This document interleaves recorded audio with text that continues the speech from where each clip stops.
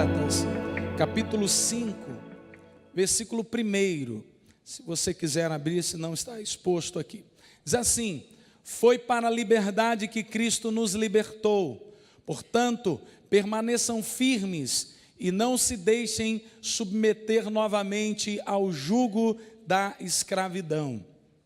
Bom, Paulo está falando a uma região, Paulo está instruindo a um grupo de cristãos, porque essa era uma região e não apenas uma igreja propriamente dita. Paulo está rebatendo algumas tentativas de se voltar a praticar, se voltar a ter como parâmetro principal a antiga aliança. Era exatamente essa a refutação de Paulo acerca dos Gálatas, das igrejas que estavam ali edificadas. Muito bem, Paulo fala de uma liberdade. Sabe, irmãos, todos nós queremos estar livres. Para nós, e sobretudo alguém disse por esses dias aqui, que nós, sobretudo brasileiros, mas eu acho que todos têm essa dificuldade de que pessoas digam para a gente toda hora o que a gente tem que fazer.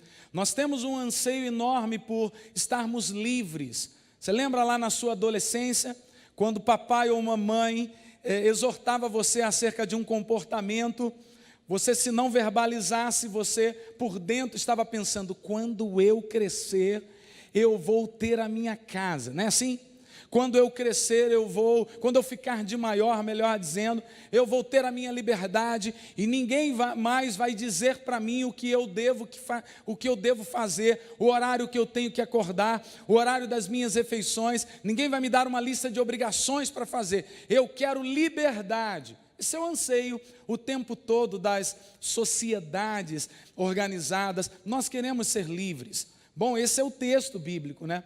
Nós fomos livres em Cristo, Ele nos libertou. Agora há uma tentação enorme de nós voltarmos à escravidão. Uma das conquistas do nosso país foi a libertação dos escravos. Isso foi uma conquista da sociedade enorme. Mas veja que a história conta algo interessante, que quando alguns escravos eram livres, mas por terem passado parte da sua vida escravizados, eles não sabiam sobreviver na liberdade. Eles tinham dificuldade, sabe, de conviver agora com as suas próprias decisões, tendo em vista que o tempo todo eles viveram com alguém dizendo a eles o que eles deveriam fazer ou não. Sabe, amados, na vida cristã, nós às vezes temos dificuldades de entender que nós somos livres absolutamente para todas as coisas, livres para ir e vir, livres para estar em qualquer lugar, livre para conviver com pessoas muito diferentes de nós, e mesmo assim, não nos influenciarmos com as pessoas que quebram os princípios dos quais são a base do que cremos. Eu estou livre para amar pessoas, livre para me envolver, livre para estar em qualquer ambiente e, estando lá, expressar a minha liberdade em Cristo. Amém, queridos? Mas por não saber entender esse conceito de liberdade, é possível que um conceito de religiosidade me faça voltar a algumas práticas que remetem ao modelo, que remetem ao protótipo, e que não está centrada naquilo que Cristo fez, que é nos libertar totalmente. A cristandade, por muito tempo, desejou liberdade. Liberdade de um sistema que oprimia, liberdade de um sistema que se afastou das Escrituras, liberdade de um modelo, queridos, que não estava mais centrada no Cristo, mas sim em homens. E então a reforma protestante aconteceu. Deixa eu abrir um parênteses aqui para fazer essa propaganda, tendo em vista que a gente está ministrando a história do cristianismo, né? Muito bem, a reforma protestante aconteceu, maravilhoso, parece que nós nos encontramos novamente com Cristo, parece que a verdade passou novamente a estar no centro da igreja. A verdade é Cristo, mas com o passar do tempo, aquela liberdade, aquele reencontro com a verdade, parece meio que se ofuscar. E quantos movimentos estão voltando atrás a modelos ultrapassados?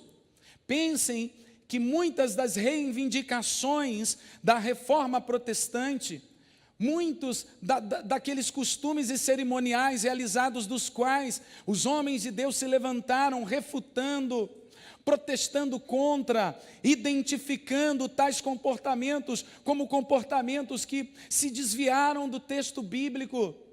E hoje nós voltamos a praticar os mesmos. Quantas pessoas hoje nós olhamos e percebemos que se uma outra reforma protestante acontecesse, seria muito importante. Por quê? Porque nós estamos sendo tentados a voltar a um antigo modelo, a voltar a judaizar a fé. Irmãos, nosso pastor disse aqui na semana passada, e já há algumas semanas ele tem dito, o cristianismo não é um judaísmo melhorado. O cristianismo, amados, é a verdade implantada na terra. O cristianismo, amados, não é que nós ajeitamos o conceito judaico e trazemos para os dias de hoje. E aqui não vai nenhum juízo de valor acerca do judaísmo. Mas nós vivemos numa realidade, a realidade do Cristo, amados, que deixou a sua glória e veio e habitou entre nós. Você está aí comigo? Glória a Deus. Liberdade é um desejo enorme. Esse homem, pastor batista americano, foi extremamente importante. Ele deixou declarações acerca da liberdade que são extremamente inspiradoras. Um dos discursos, claro que essa é a parte final do seu discurso, ele expressa o desejo por liberdade. Ele diz assim: eu tenho um sonho de que um dia essa nação se erguerá e viverá o verdadeiro significado de seus princípios. Eu tenho um sonho de que um dia nas rubras colinas da Geórgia, os filhos de antigos escravos e os filhos de antigos senhores escravos poderão sentar-se junto à mesa da fraternidade. Eu tenho um sonho de que um dia até mesmo o estado de Mississippi, um estado sufocado pelo calor da injustiça, será transformado no oásis da liberdade e justiça. Eu tenho um sonho de que meus 4 filhos um dia viverão numa nação onde não serão julgados pela cor de sua pele, e sim pelo conteúdo do seu caráter. Lindo demais, né, gente? Que discurso lindo, inspirador. Qual era o anseio? O que estava, amados, no centro da mensagem desse pastor? Muito importante para a história da liberdade dos negros americanos e também muito inspirador para muita gente, até para os dias de hoje. É o anseio, amados, de estarmos livres. Essa última frase dele é linda demais. O sonho de que os filhos, amados, não sejam julgados pela cor da sua pele, mas sim, amados, pelo conteúdo do seu caráter. Eu também escolhi aqui um outro homem muito importante, frases impactantes que refletem o anseio da liberdade. Nelson Mandela: quando eu saí em direção ao portão que me levaria à liberdade, eu sabia que se eu não deixasse a minha amargura e o meu ódio para trás, eu ainda estaria preso. A luta é a minha vida, continuarei a lutar pela liberdade até o fim dos meus dias. Amém, gente? Estar livre é tremendo. Agora, há de se convir que viver e conviver com a liberdade é muito difícil. Há quem diga: pastor, o discurso de vocês é um discurso muito livre. Amados, eu ouvi um tempo atrás: não, a igreja de vocês pode tudo. A igreja de vocês é um oba-oba, vocês podem fazer o que quiserem. Gente, qual é o problema de conviver com a liberdade? Aí o argumento utilizado não, as pessoas não sabem, e se elas utilizarem-se da liberdade, elas vão conviver em libertinagem, elas não terão equilíbrio. Imagine você, gente, imagine você, eu ter que criar normas, eu ter que enrijecer algo que Jesus disse. Por quê? Pela minha fraqueza. pela incapacidade de eu entender que aquilo que eu não podia fazer, o Espírito Santo que mora em mim vai me ajudar, sabe, a refletir a glória de Deus. Há quem diga: pastor, para mim não dá não, se eu avançar talvez o orgulho tome conta de mim, pobreza para mim é pouco, eu preciso de miséria. Nós não vivemos a teologia franciscana. Quanto mais pobre e miserável for, mais perto de Deus eu estou. Querido, você pode estar nos melhores lugares dessa terra, usufruindo de tudo aquilo que Deus criou, e Ele não criou para os ímpios, Ele criou para você, e mesmo assim, apontar para quem é a origem de todos os benefícios que você está usufruindo. A inabilidade de conviver com a liberdade leva pessoas a antigos sacrifícios e rudimentos. Nós temos uma ideia de que precisamos nos sacrificar, e aí nós às vezes criticamos comportamentos de outras religiões que remetem a sacrifícios e penitências, quando na verdade nós às vezes somos tentados a voltar a tais práticas, porque viver com a liberdade, amados, é entender que eu estou em tudo, e Paulo diz isso com muita clareza, né? Todas as coisas me são lícitas, mas nem todas me convêm. E quem é, amados, o parâmetro? O Espírito Santo que está dentro de você. Eu tenho absoluta certeza que quando você estava envolvida em alguma coisa e que você sente no seu coração, amados, um toque do Espírito Santo, e você faz o caminho de volta. Sabe por quê? O Espírito Santo está ajeitando você, sabe? Ele está arrumando você para que a sua vida glorifique aquele que é o Senhor agora da sua história. Você está livre em Cristo, irmãos. Esse é o anseio não apenas da sociedade, mas é o anseio de todos nós. Nós fomos chamados à liberdade. Eu não fui chamado a estar aprisionado num sistema religioso. Eu fui chamado a um relacionamento vivo com Deus. Cristianismo, amados, sabe, é mais do que religião, é relacionamento. Nós estávamos falando esses dias que esse lugar que nos reunimos, queridos, nós chamamos de igreja, e não tem crise com esse negócio. Nós chamamos de templo e não há crise com isso. Mas talvez, amados, se olharmos para o texto bíblico, nós deveríamos chamar de congregação, nós deveríamos chamar de prédio de reunião, local, a Assembleia dos Santos.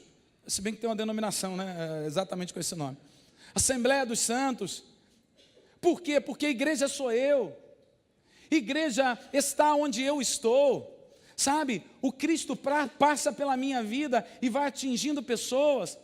E eu sou livre para viver, amados, com muita vibração, com muita ousadia e alegria, amados. Nós não somos aqueles crentes que precisamos, amados, viver cabisbaixos. Já viu, e aqui vale um comentário interessante, pessoas que passam por rituais cerimoniais de purificação, depois de passar alguns dias lá confinados, ao saírem de lá, eles não podem olhar para as pessoas no olho, eles têm que andar cabisbaixo. Ei, querido, quando eu e você fomos lavados, redimidos pelo sangue do Cordeiro, Ele levantou a minha e a sua cabeça. Ele fez olharmos para a vida com uma perspectiva diferenciada. Você entende isso? Você pode dar um glória a Deus por isso? Glória a Deus. Pode alguém ter um carro novo, mas usá-lo como um velho? Irmãos, quem já teve carro zero aqui vai saber o que eu estou dizendo. Quando você sai da concessionária, meu irmão, sabe, você vai de lado no quebra-mola. Você pega de uma ponta a outra. É ou não é assim, gente? Aí agora não, agora os câmbios são a maioria automáticos. Mas, amados, quando eu tive um carro zero e ainda era mecânico, aí a marcha arranhava, doía no coração, gente. Irmão, depois de algum tempo, meu querido, estou com pressa, passa pelo quebra-mola. Não é assim? Nós temos uma tendência a voltar atrás. Nós podemos sim utilizar o que é novo, amados, mas tentados o tempo todo a olhar por práticas que já passaram, gente. Ei, entenda bem, as práticas da antiga aliança passou. Ei, os banhos de purificação acabaram, gente. Os corredores milagrosos acabaram, gente. Sabe, Cristo veio, amados, para estabelecer um novo modelo. Você entende? Isso é conviver com liberdade. Mas quando alguma coisa não está fluindo bem na minha vida, quando as coisas, amados, não estão aceleradas do jeito que eu pensei que elas estivessem, quando o resultado da investida da minha vida não é, amados, na proporção que eu imaginei ou planejei, eu sou tentado a olhar para a antiga aliança, a olhar para antigas práticas e voltar a praticá-las, porque na verdade eu quero dar uma ajuda para que a coisa se complete. Mas veja bem, o Cristo, amados, não precisa da ajuda de ninguém para completar a sua obra. Ele completou a sua obra por si só. O que ele precisa é que eu responda em fé o projeto perfeito e pleno, implantado, amados, e consumado na cruz do Calvário. Isso é demais, isso é tremendo. Você imagina, irmãos, alguém subir ao 50º andar de escada e tendo um elevador disponível para ele. Pensa bem. Ah, pastor, eu estou querendo malhar, estou querendo ficar sarado. Não, estou falando desse não. Eu estou falando do cara que prefere o caminho mais difícil. Eu quero andar de elevador, meu irmão, eu quero pegar ele e na de boa. Não é assim? Eu falava um tempo atrás, e repito isso algumas vezes, eu acho que isso é importante que você ouça muitas vezes. Alguém me convidava sempre para ir a um monte de oração e chamavam esse tal monte de céu aberto. O céu aberto, você tinha que andar 4 horas subindo aquele monte. E eles relatando para mim, né, que lá a coisa acontecia, era galho pegando fogo, era um negócio sobrenatural. Eu não estou duvidando disso. Eu só estou dizendo o seguinte, que no finalzinho tinha que ir de joelho. De tão íngreme que era. Eu brincava com eles, irmãos, aluga um helicóptero, me baixa de redinha lá. Se não me baixar de redinha, eu não vou. Ah, pastor, não, irmão, eu achei um monte que eu vou de carro. Eu subo de carro, abro a porta e caio de joelho orando. Olha que monte bom. Estou dizendo, não estou brincando, e nem para ilustrar. É lá em Nova Iguaçu. Lá em Nova Iguaçu tem tudo, né? Eu brincava com os irmãos lá da classe hoje. Nova Iguaçu você encontra tudo. É um monte que você vai, irmão, para dentro da mata. Aí assim você coloca teu carro e já pula de joelho. E lá mesmo fica, irmão, sabe? Orou, você pula de novo para o banco e desce, de boa. Como a molecada diz. De boa, legal. Tranquilo, orou, teve um tempo de intimidade, Deus falou, sabe? Legal, maravilha. Sabe por quê, gente? O tempo todo, quando a coisa não avança, eu sou tentado a ter as práticas da antiga aliança. Eu sou tentado a achar que eu preciso passar por um ritual, porque a coisa não está indo bem, você está precisando. Aí vem sempre aquele profeta, o que você precisa, sabe o que é? É você passar 7 semanas, não quebra uma, hein? Se você quebrar uma, a benção foi perdida. Você perdeu a benção. Entendeu aí, linguajar? Irmãos, escute o que eu estou dizendo a você. Nós fomos livres em Cristo Jesus. O sacrifício que eu, amados, faço não me acredita, não, amados, me credencia, não. Essa foi uma ideia da antiga aliança, onde homens e mulheres, homens sacrificavam, na verdade, amados, para quê? Para poder alcançar o favor. Homens passavam por rituais para alcançar o favor. Na cruz, o favor foi nos entregue. Isso é bom demais saber disso. O grande problema, gente, é que ficou arraigado em nós a ideia da antiga aliança que o homem precisa fazer alguma coisa para obter o favor de Deus. A gente acha que tem que dar uma força. Não, irmão, você tem que se sacrificar. Sabe, para você vencer, você tem que se sacrificar. Irmãos, se você entender sacrifício por disciplina, por autodisciplina, por determinação e perseverança, ok. Mas não é esse sacrifício. O sacrifício que, amados, as práticas religiosas vão me dar acesso a Deus. O que dá acesso a Deus é, amados, o quanto você crê naquilo que Ele fez pela sua vida. Isso é estar livre. Não, Deus não está te abençoando porque precisa se fazer isso. Aí dá lá uma série de normas para você fazer. Eu estou livre em detrimento do que eu faça. Deixa eu contar uma historinha para vocês. Os 15 para 16 anos, mais ou menos. Eu andava com o carro do meu pai à tarde. Sabe? Era um Chevette zero. Conhece Chevette ainda? Mas quem conhece Chevette? Um Chevette zero. Eu andava com um amigo para olhar as menininhas no bairro. 16 anos eu mereço também, né, gente? Olhar as meninas no bairro. Aí eu estava descendo, né, o somzinho ambiente. Tinha já som no carro, no Chevette, tá, gente? Já tinha um som. Aí eu andava com o Chevette no bairro. Até que de longe eu avistei uma baixinha andando assim. Amado, eu falei, agora, estufei o peito, aumentei o volume do rádio, meu irmão, e acelerei. Ela estava de longe.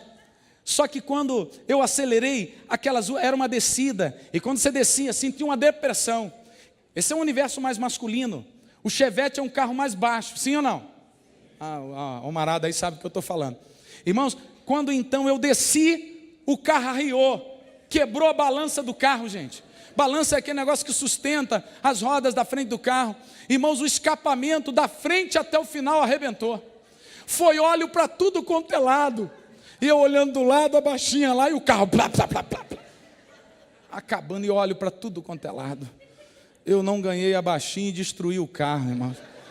Eu não ganhei naquele momento, mas depois eu conquistei. Por isso estou casado há 24 anos. Uou, aleluia, né? Foi assim. Aleluia. Já dizia o Jorge Versículo, né, irmão? O amor é lindo. Conhece o Jorge Versículo?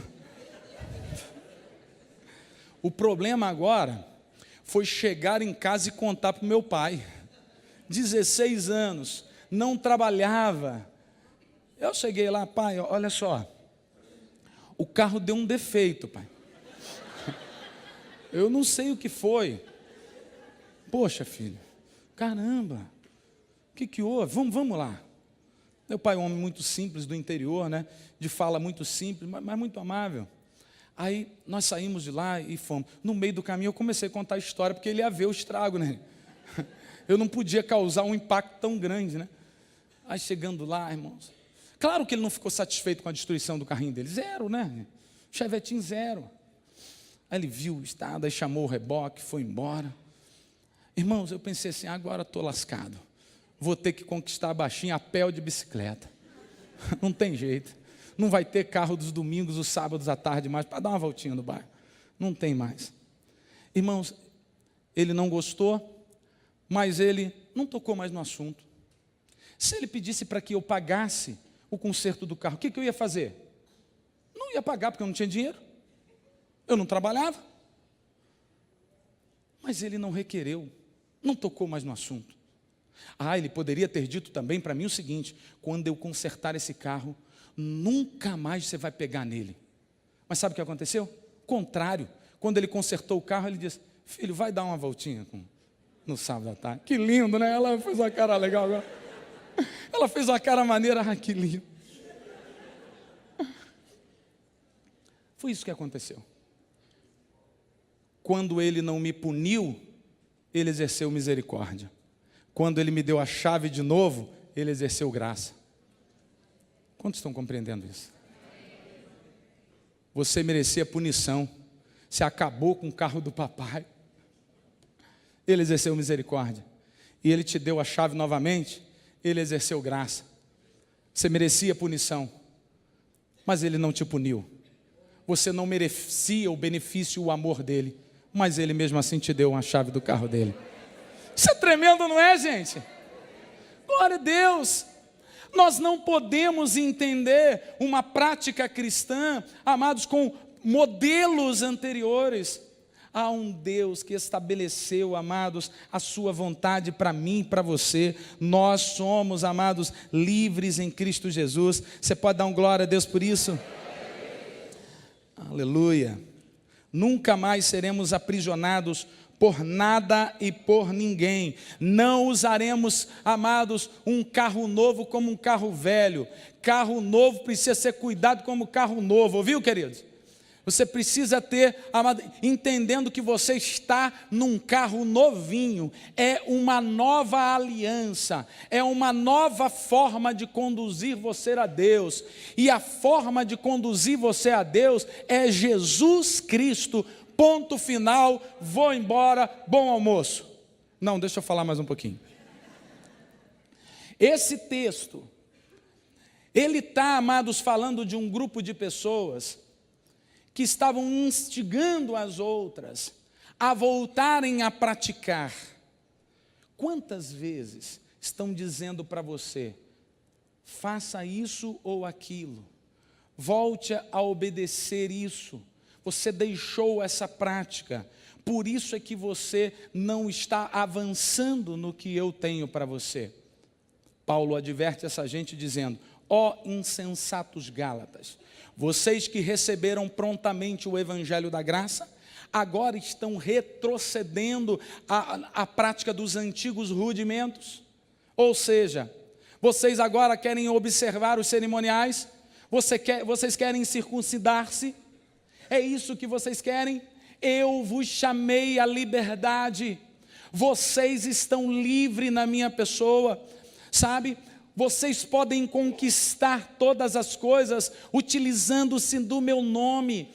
Eu implantei essa aliança, aquela que falhou, aquela que não resolveu. Isso não significa que algumas manifestações não apontaram para a glória de Deus.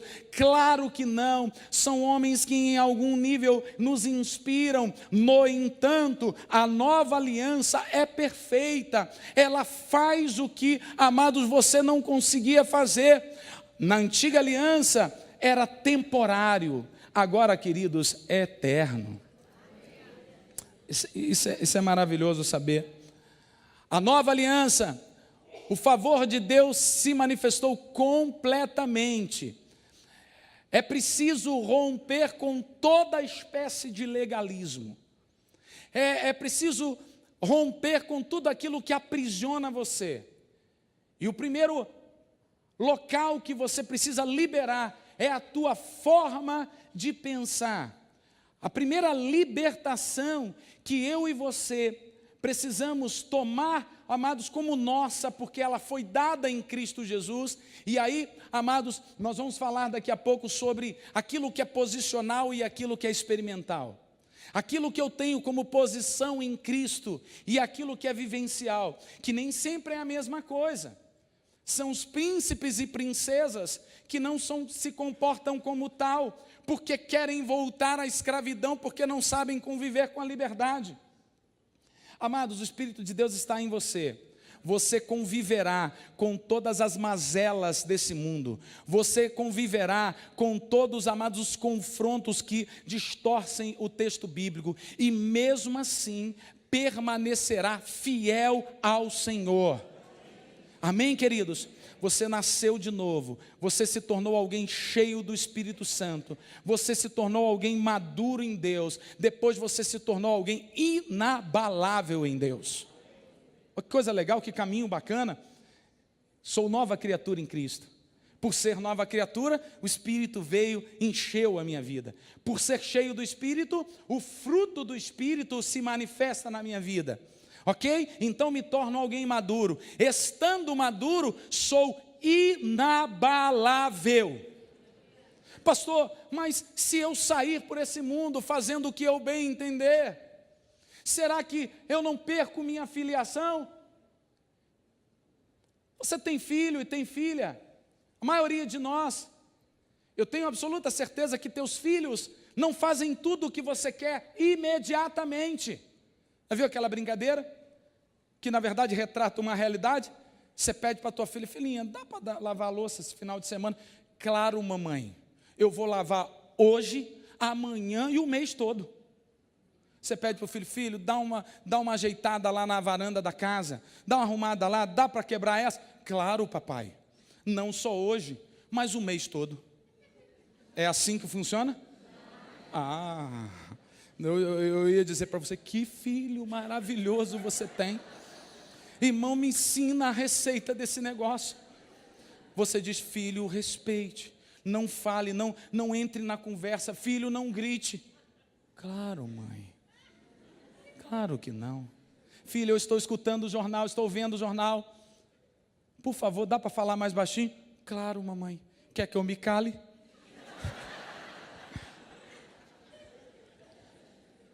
Mesmo assim, é claro que eu falei de coisas tão simples, mas mesmo que não seja exatamente assim, mesmo que ele tenha errado com você de forma muito desonrosa, mesmo que ele tenha violado um princípio familiar importante para você, ele não deixa de ser seu filho. Você entende isso? Ou deixa? Está deserdado. Não quero você. Você não é mais meu filho. Esse sangue que corre aí não é o que corre aqui. Claro que não. Em absoluto, ele continuará sendo seu filho. Você pode até por um momento, por uma questão de ensino, por uma questão pedagógica, você, amados, tirar dele momentaneamente algo. Você pode até, amados, por um período, fazer com que ele entenda a importância do princípio que ele quebrou, é claro. E eu acho que você deve fazer isso. E eu entendo que em alguns episódios bíblicos também Deus faz isso com a gente. Isso significa que posicionalmente eu continuo sendo abençoado, mas que experimentalmente, na vida diária, nem sempre eu consigo viver aquilo que sou em posição, a minha posição em Cristo, temporariamente, até que, amados, esse princípio esteja bem maduro, e então se manifeste na minha vida. Mas eu não perco minha filiação, eu continuo sendo filho, cuidado por Deus. Isso é maravilhoso saber, irmãos. Isso tira um peso absurdo da nossa vida. E o legalismo, irmãos, ele é assassino, ele mata congregações, ele drena a vida da igreja, porque as pessoas estão carregando um peso insuportável. As pessoas, amados, estão arrastadas, indo para a igreja, amados, com um peso enorme. Um peso, amados, que reflete a tríade opressora do legalismo. Sabe qual é a tríade opressora do legalismo, irmãos? Culpa, medo e ganância. Pessoas que não entendem quem são em Cristo, elas oprimem outras com o discurso da culpa. Você é culpado pelo pecado.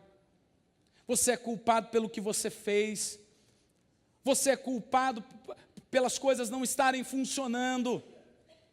Você tem medo, sabe, amados, de não conseguir alcançar um padrão, e Deus olhar para você, não alcançou não, então vou tirar dele alguma coisa.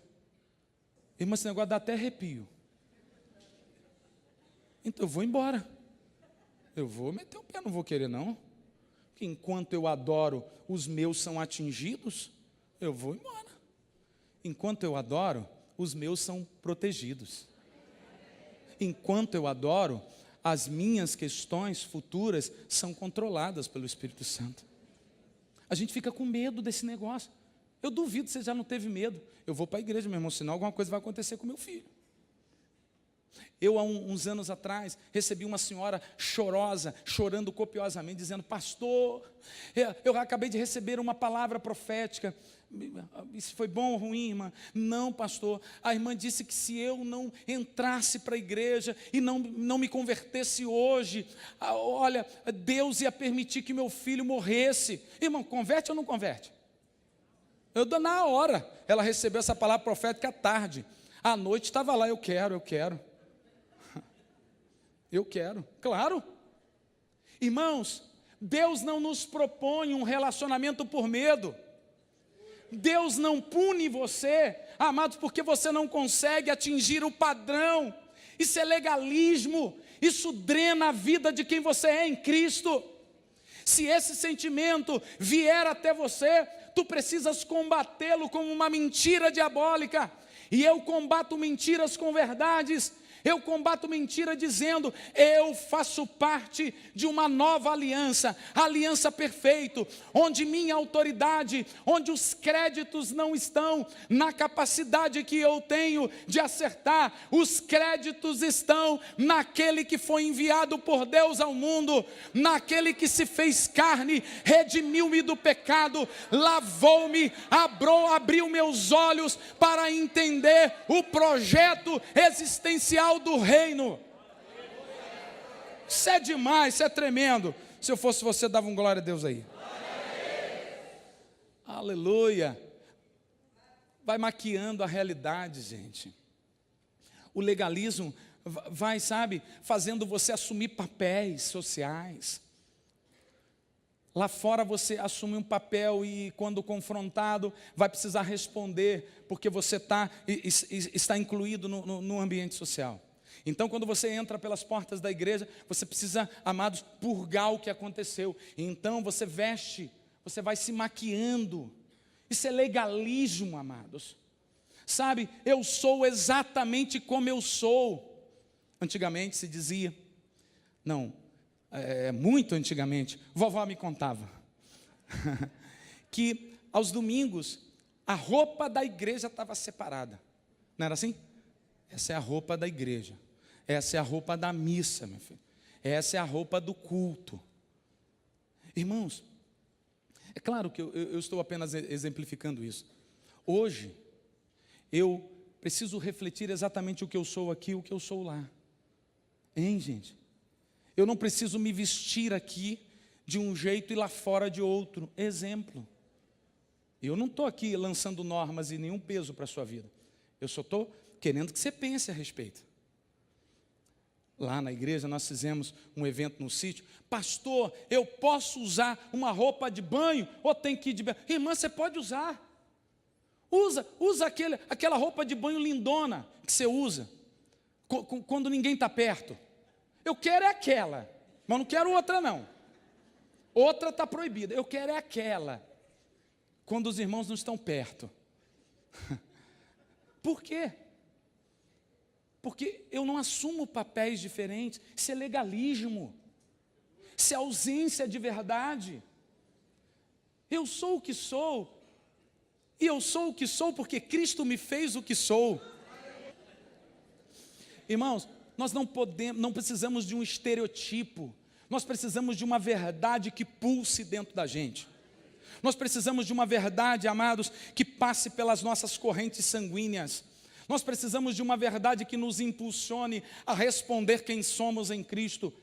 O modelo do legalismo é um modelo, amados, que vai maquiando quem somos. Eu não preciso de maquiagem. Eu sou verdadeiro porque eu fui recriado em Jesus. O meu estado, amados, pecaminoso, eu estava fadado, amados, ao fracasso, eu estava fadado a sacrifícios, amados, que não eram sacrifícios sustentáveis, porque cada vez que Israel conseguia sustentar um nível de sacrifícios, Deus os honrava, livrando-os e amados, fazendo com que eles conquistassem povos, conquistassem territórios, conquistassem riquezas. No momento em que eles não conseguiam manter o padrão, a derrota vinha. Irmãos, o meu e o seu padrão não está na minha capacidade de fazer coisa alguma, está na minha capacidade, amados, de olhar para a cruz e voltar, amados, a obedecer. Filhinhos, não pequeis, mas se porventura pecardes, existe um advogado justo e fiel, capaz de perdoar pecados e dar um banho nas nossas culpas. Dar um banho nas nossas culpas. Legalismo, amados, é opressão. Legalismo é voltar a práticas purificadoras. Graça, amados, é aceitar o favor de Deus, é aceitar o presente, ponto, acabou, utilizando-se dele o tempo todo. Pastor, esse negócio de graça tem levado muita gente ao inferno. Você já ouviu isso também? Eu já. As pessoas estão achando que podem pecar, podem fazer o que quiserem, porque Deus está lá mesmo. Capítulo 6 de Romanos: pecarei a fim de que a graça se manifeste? De jeito nenhum. Entenda isso. Irmãos, graça me fortalece para obedecer. Graça me qualifica a obediência. Graça abre caminhos para que eu possa ir, amados, continuamente. É de glória em glória e é de graça em graça. A vida dos que amam e servem a Deus. Deixa eu caminhar para terminar, irmãos. A lei não é parâmetro, mas sim a graça de Deus é um parâmetro. Está pequenininho aí? Olha só, irmãos, Antigo Testamento e Novo Testamento. Antigo Testamento condena o melhor. Por quê? O melhor vai chegar até um ponto. Graça justifica o pior. Isso é bom demais, né, gente? Antigo Testamento diz: pague o que você fez. Novo Testamento diz: já está tudo pago. Antiga aliança produz desespero por causa do nosso desempenho. Graça, Novo Testamento, produz regozijo por causa do desempenho de Cristo. Antigo Testamento, antiga aliança, prevê a imputação do pecado. Novo Testamento e graça prevê a transferência da justiça. Antiga aliança, o salário do pecado sempre será a morte. Não completa o texto, né? Graça de Deus, Novo Testamento, o dom de Deus é vida eterna. Antigo Testamento, dê ao homem a punição que ele merece. Graça, Novo Testamento, dê ao homem a misericórdia que ele não merece. Isso é bom demais, né, irmãos? Isso é maravilhoso. Antiga aliança, Antigo Testamento, a alma que pecar, essa morrerá. Novo Testamento, graça, crê somente e viva. Antigo Testamento revela o pecado, amados, revela o pecado da humanidade. Novo Testamento revela o amor de Deus pela humanidade. Antigo Testamento concede-nos o conhecimento do pecado. Novo Testamento concede-nos o conhecimento da redenção. Antigo Testamento requer obediência. Novo Testamento dai-nos o poder para obedecer. Antigo Testamento exige que você cumpra. Novo Testamento dai-nos, amados, poder para obedecer. Antigo Testamento exige que você cumpra certos requerimentos. Novo Testamento convida você para receber as bênçãos. Você pode dar um glória a Deus por isso? Essa é a grande diferença. Qual a escolha que você faz? Eu lembrei de um hino antigo. Hoje, amados, qual a escolha que você faz? Você quer andar com o peso da lei? Ou você quer olhar para a lei com os óculos da graça? Você vai ser tentado todos os dias a voltar atrás. Você vai ser tentado todos os dias a querer, amado, se sacrificar em algum ponto. Para terminar, essa é a verdade posicional. O aspecto legal de quem você é em Cristo. A raiz de quem você é pela graça de Deus. É uma doação que lhe é feita instantaneamente, imputada a você quando você se torna filho de Deus. É um evento. Graça é evento, não é processo. Diga, graça é evento, não é processo. Aleluia. Um acontecimento só, uma verdade declarada, baseia-se na habilidade de Cristo em você. A doutrina, isso é o que a graça é. A graça de Deus fez em você e por você. Aplicação comportamental. Deixa eu dizer, a nossa posição nem sempre reflete o nosso comportamento. Ouviu? Então, eu preciso tornar a posição que eu tenho em Cristo uma prática vivencial. Esse é o desafio. Eu oro para quê? Eu oro para estar íntimo com Deus, para tornar a minha posição uma prática vivencial. Eu jejuo para quê? Eu jejuo para estar sensível ao Espírito de Deus, para tornar o que eu sou posicionalmente em algo vivencial. Eu leio as Escrituras sempre para quê? Para renovar a minha mente, a fim de que a minha posição torne-se algo experimental. Quantos estão me acompanhando nesse raciocínio? O aspecto experimental que se evidencia ao andar na palavra. Ei, pessoas que se converteram há muito tempo, mas se não andarem na palavra, irmãos, não vão viver quem são em Cristo. Eles são abençoados com todas as sortes de bênçãos. Pastor, esse negócio de declarar que nós somos abençoados com todas as sortes de bênçãos, nem sempre é o que estamos vivendo, pastor.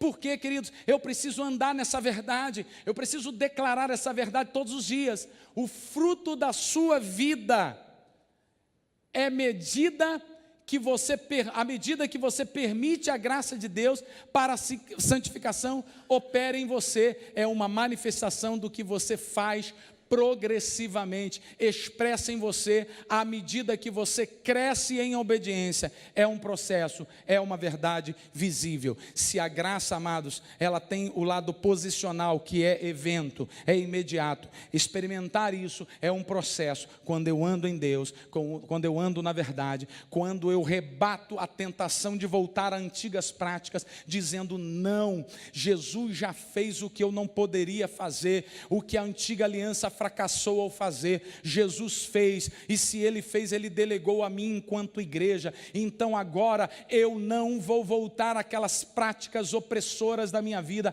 eu estou livre, se Cristo vos libertou, verdadeiramente sereis livres. Somos livres, amados, livres para amar e para nos relacionar. As decepções não nos oprimirão mais, as decepções, amados, as frustrações, e seja lá, amados, que nível de situação você viveu, e que hoje limita você, amados, que hoje faz você alguém extremamente tímido e inibido, eu quero, amados, que você entenda, Deus levantou a nossa cabeça, e nos fez olhar para frente, como filhos amados. Isso não tem a ver com você, tem a ver com o que Ele fez na nova aliança. Nós somos os crentes do Novo Testamento, nós somos os crentes da nova aliança. Você compreende isso? Você pode ficar de pé? Glória a Deus.